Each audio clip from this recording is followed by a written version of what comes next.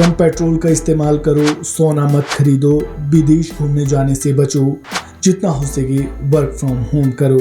जब देश के प्रधानमंत्री ऐसी अपील करें तो सवाल उठने लाजमी है कि आखिर देश की अर्थव्यवस्था में क्या चल रहा है। पीएम मोदी की हालिया अपील देश भर में चर्चा का कारण बनी हुई है। उन्होंने लोगों से फ्यूल का कम इस्तेमाल करने, सोने की खरीदारी कम करने और गैर जरूरी विदेश यात्राओं से बचने की नसीहत दी है।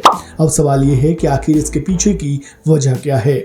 दरअसल भारत अपनी जरूरत का बड़ा हिस्सा विदेशों से खरीदता है।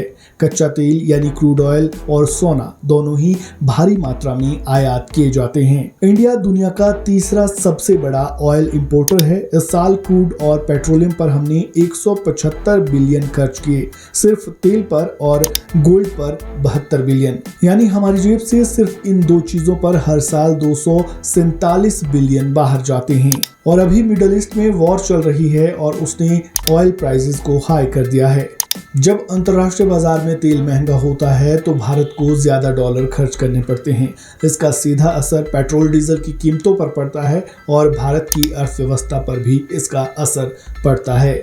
इसी तरह भारत दुनिया के सबसे बड़े गोल्ड इंपोर्ट करने वाले देशों में शामिल है। त्योहारों और शादियों में बढ़ती सोने की खरीदारी के कारण अरबों डॉलर विदेश चले जाते हैं। यही वजह है कि प्रधानमंत्री नरेंद्र मोदी ने कम सोना खरीदने की और 1 साल तक सोना ना खरीदने की नसीहत दी है। इसके अलावा विदेश यात्रा पर खर्च होने वाला पैसा भी विदेशी मुद्रा भंडार पर दबाव बढ़ाता है। जानकारों की माने तो सरकार फिलहाल विदेशी मुद्रा बचाने, ट्रेड डेफिसिट कम करने और रुपए को मजबूत बनाए रखने पर फोकस कर रही है। यानी सरकार चाहती है कि देश का ज्यादा से ज्यादा पैसा देश के अंदर ही खर्च हो।